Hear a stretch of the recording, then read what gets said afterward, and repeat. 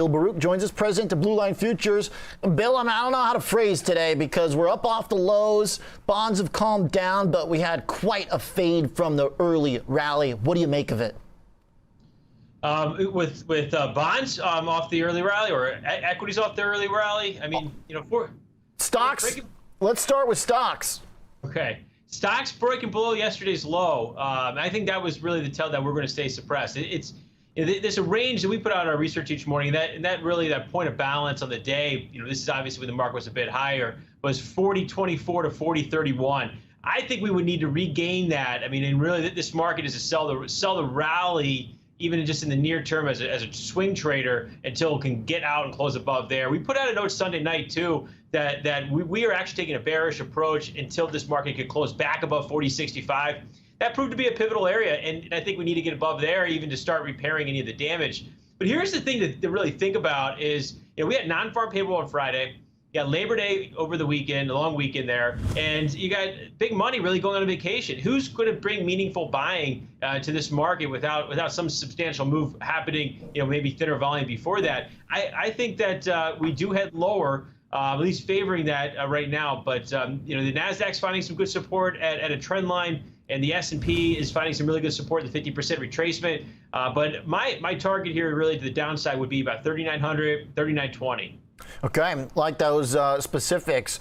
As we sold off this morning around some good data, consumer confidence stronger than expected, jolts, a lot of jobs open. Does that mean if we get a good employment print Friday, this market gets blasted again? Is it that black and white, good data, bad market?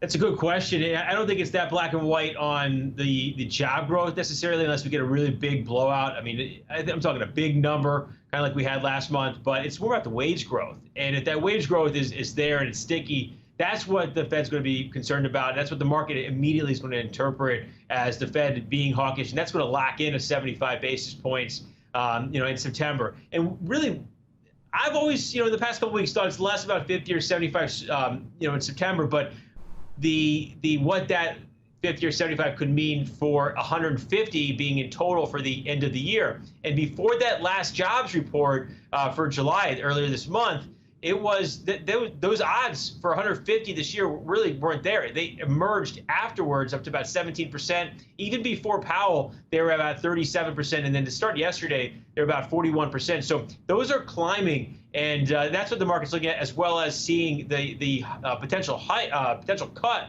at the middle of next year now being priced out. So that's really where, if sticky wage growth takes place in that report on Friday, those are going to continue. You're going to see that 150 basis point potentially be better than 50-50, and then really pricing out any chance of any cut even more so. Okay, I like that.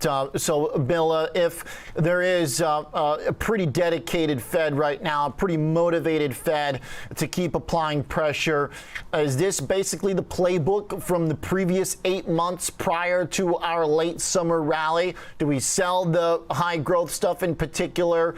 Does crypto get hit the hardest? Where does that fit in?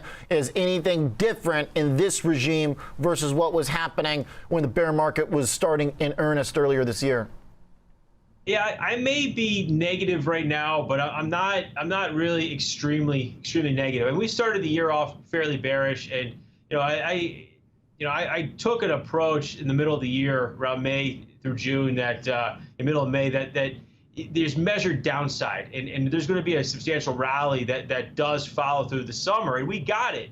Now, after testing and failing at the 200 moving average, the doors certainly open lower, but at the same time, I think we've got to keep in mind that a lot of liquidation, a lot of the selling that took place in through March, or through February, and then in through May, and then through June, a lot of that liquidation has happened. And I think a lot of the selling now is just those who chased back into positions are sold. Who's left to sell? I think people talk about multiple contraction, and people talk about earnings contraction. I'm not as extremely negative. I think we've seen the multiples reduced quite a bit, and earnings weren't awful. I mean, you're seeing margins really near record levels. So I look at going in some of these more positive things here, looking out 9 months or so, knowing as well that the midterms and getting through that has seasonally been a very bullish time for the market. So I think we kind of chop around a bit. And even though the Fed right now has been extremely hawkish and very, very deliberate in Powell's message on Friday. I also want to say that they can't really lift the foot off the brake, before getting some more easing in inflation. And you're seeing the commodities get hit pretty hard today. You got some Chinese data, PMIs, manufacturing PMI coming out tonight. If that misses again, we're going to see commodities again lower tomorrow, and probably stocks with that. So if these prices continue to come in, the Fed's job is getting done. So I wouldn't call it a pivot or anything, but they may not have to be as hawkish in a few weeks out from now, and then we get through the midterms. And I see that as a very bullish scenario after November 4th or middle of November. All right. Okay. I like point here about maybe stocks doing the job for the Fed to some extent. Thanks, Bill, for the update on your process. Appreciate it as always. Bill Baruch, president of Blue Line Futures.